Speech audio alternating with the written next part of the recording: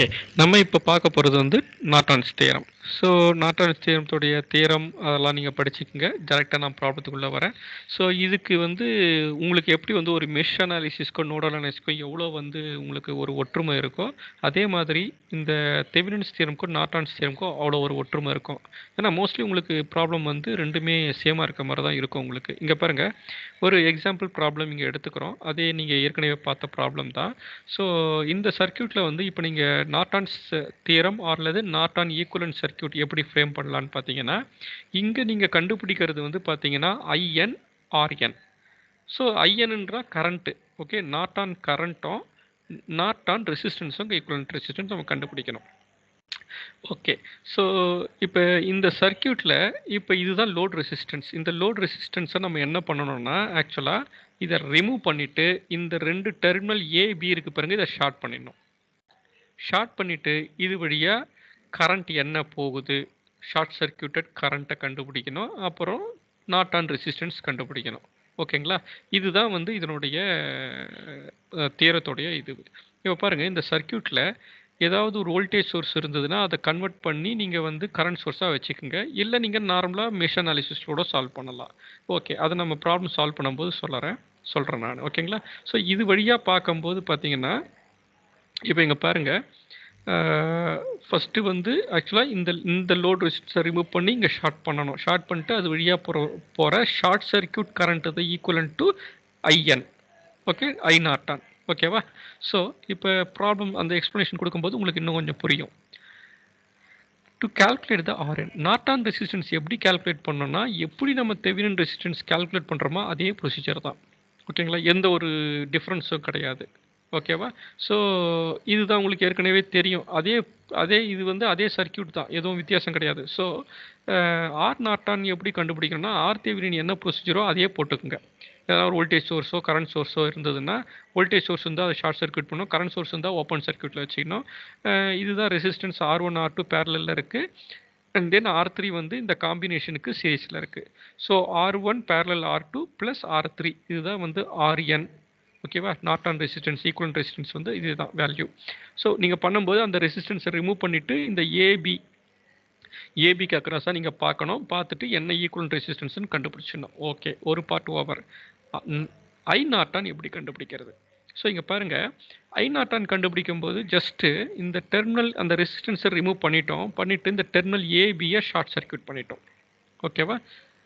ஏபியை short circuit பண்ணிவிட்டு அங்கே இருந்த வோல்டேஜை நம்ம வந்து என்ன பண்ணுறோன்னா, எடுத்துகிட்டு வந்து இங்கே கரண்ட் சோர்ஸாக கன்வெர்ட் பண்ண முடிஞ்சால் கன்வெர்ட் பண்ணிவிடுங்க. பண்ணிவிட்டு இப்போ இதை வந்து நோடல் அனாலிசிஸ் மூலம் நீங்கள் சால்வ் பண்ணலாம். Point number 1. இல்லையா, இருக்கிற வோல்டேஜை அந்த வோல்டேஜ் சோர்ஸை அப்படியே வச்சுக்கிட்டு எத்தனை லூப் இருக்குன்னு பாருங்கள்.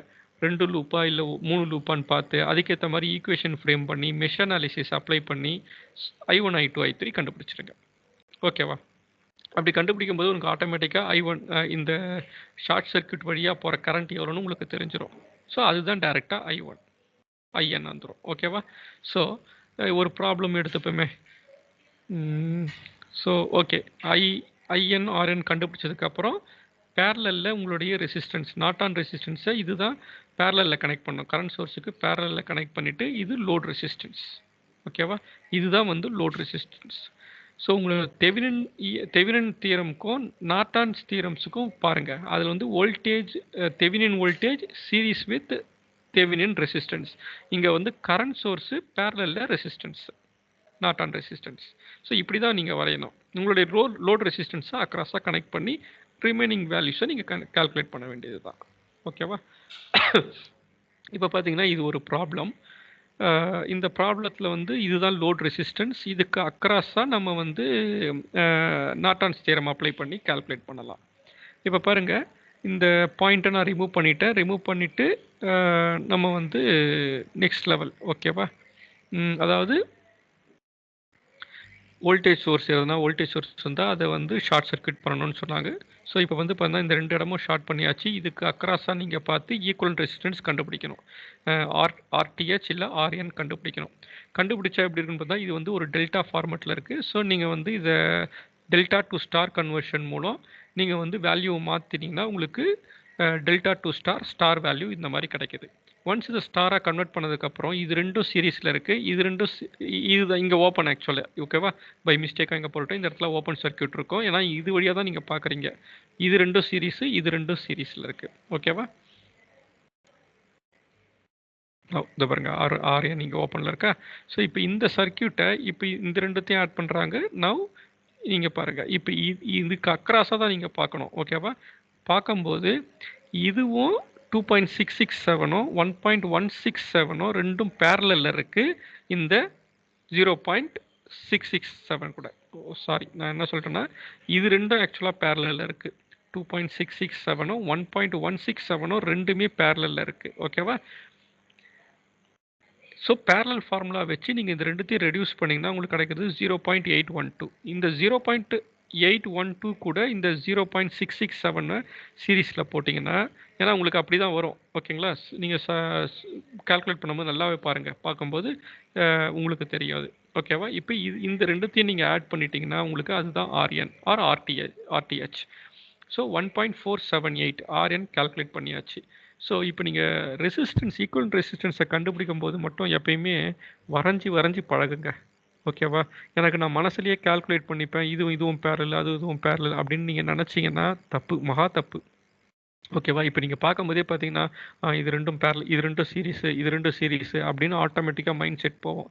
அது தப்பு. ஏன்னா நீங்கள் பார்க்குறதே இந்த ரெண்டு டெர்மினலுக்கு அக்ராஸாக நீங்கள் பார்க்குறீங்க. நினைவு வச்சுங்க, இந்த ரெண்டு டெர்மினலுக்கு அக்ராஸாக பார்க்குறீங்க நீங்கள். ஓகேவா? அப்போ இது ரெண்டுமே சீரீஸ் கிடையாது. ஏன்னா நம்மளோட எக்ஸாம் டைமில் என்ன பண்ணால் ஆட்டோமேட்டிக்காக மிஸ்டேக் தப்பு இப்படி தான் பண்ணுவோம். நீங்கள் இந்த இடத்துல நீங்கள் பார்க்கும்போது இது இப்படி போயிட்டு ரெண்டாக பிரிஞ்சிருது. இது இந்த ரெண்டுமே சீரீஸ் கிடையாது. ஓகேவா? ஸோ நான் எப்பயுமே சொல்லியிருக்கேன், உங்களோட ஈக்குவலன்ட் ரெசிஸ்டன்ஸ் கண்டுபிடிக்கும் போது அதனுடைய ஆப்போசிட் எண்ட்லேருந்து ரெடியூஸ் பண்ணிக்கிட்டே வாங்க. இப்போ ரெடியூஸ் பண்ணும்போது பார்த்தீங்கன்னா இது சீரீஸில் இருக்கா பேரலில் இருக்கான்னா உங்களுக்கு பேரலல் சீரீஸ் காம்பினேஷனே கிடையாது. இது டெல்டா கனெக்ஷன். ஸோ டெல்டா கனெக்ஷனில் இருக்கும்போது நீங்கள் டெல்டா டு ஸ்டாரை யூஸ் பண்ணி கன்வெர்ட் பண்ணி நீங்கள் சால்வ் பண்ணணும். இது அடுத்த ஸ்டெப் ஆஃப் டயக்ராம். நெக்ஸ்ட்டு இந்த மாதிரி கன்வெர்ட் பண்ணுறோம். அதுக்கப்புறம் ஃபைனலாக இது மாதிரி தான். ஸோ ஒவ்வொரு வாட்டியும் இந்த மாதிரி டயக்ராமை ரெடியூஸ் பண்ணி போட்டு ப்ராக்டிஸ் பண்ணுங்கள். இல்லை நீங்கள் மனசுக்குள்ளேயே நான் கால்குலேட் பண்ணுறேன்னா எதனா ஒரு இடத்துல தப்பு பண்ணுவீங்க கண்டிப்பாக. ஓகேவா? நெக்ஸ்ட்டு கரண்ட் எப்படி கண்டுபிடிக்கிறது.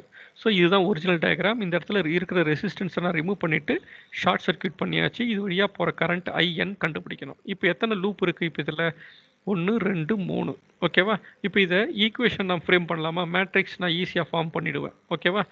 இது ஃபஸ்ட்டு லூப்னா 1 4 5, இது ஒரு 1 Ω. ஸோ 6 Ω, 6 போட்டாச்சு. அதுக்கப்புறம் இந்த லூப் 4 + 2 6. இந்த இடத்துல பார்த்தீங்கன்னா 1 + 1 2 2. ஆஃப் டயகனல் எலிமெண்ட்ஸ் எல்லாமே ஃபில் பண்ணுங்கள். இதே மாதிரி எல்லாத்தையும் கால்குலேட் பண்ணிவிட்டு I1 I2 I3. இப்போ உங்களுக்கு கரண்ட் இது வழியாக போகிற கரண்ட் என்ன? இது இங்கே ரைட் டு லெஃப்ட் போதா இல்லை லெஃப்ட் டு ரைட் வருதா? அது நமக்கு தெரியல. நம்ம அசம்ஷன்ஸ் பண்ணது எல்லாமே கிளாக் வைஸ் டைரக்ஷன். ஸோ இது I2 கரண்ட், இது I3 கரண்ட்னா ஒரு I2 கரண்ட் கிளாக் வைஸில் போகும்போது உங்களுக்கு ரைட் டு லெஃப்ட் கரண்ட் வரும். I3 கரண்ட் லெஃப்ட்லேருந்து ரைட்டுக்கு போகுது.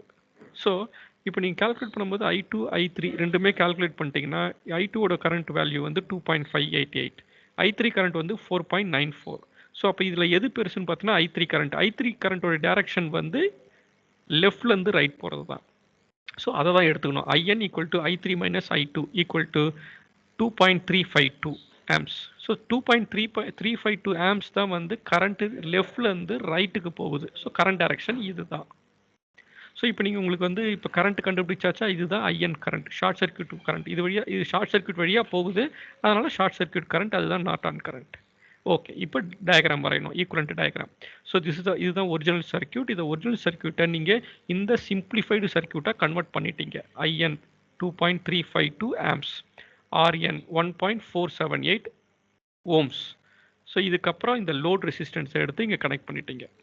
லோட் ரெசிஸ்டன்ஸ் கனெக்ட் பண்ணிவிட்டு இது வழியாக போகிற கரண்ட் எவ்வளோன்னு கண்டுபிடிங்க, இல்லை வோல்டேஜ் ட்ராப் கண்டுபிடிங்க, இல்லை பவர் கால்குலேட் பண்ணுங்கள். அதெல்லாம் உங்களுடைய தியரம்ஸில் என்ன தியரம் எது கேட்குறாங்களோ அதுக்கேற்ற மாதிரி நீங்கள் கால்குலேட் பண்ணி சால்வ் பண்ணுங்கள். ஸோ அவ்வளோதான், இது ரொம்ப சிம்பிள். ஓகேவா? IN RNனும் RTHம் சேம் ப்ரொசீஜர், ஒரே ப்ரொசீஜர் தான். சரியா? ஸோ இதே மாதிரி இன்னும் சில சர்க்யூட்ஸை எடுத்து பழகுங்க, ப்ராக்டிஸ் பண்ணுங்கள், ஈஸியாக புரிஞ்சிடும். தேங்க்யூ.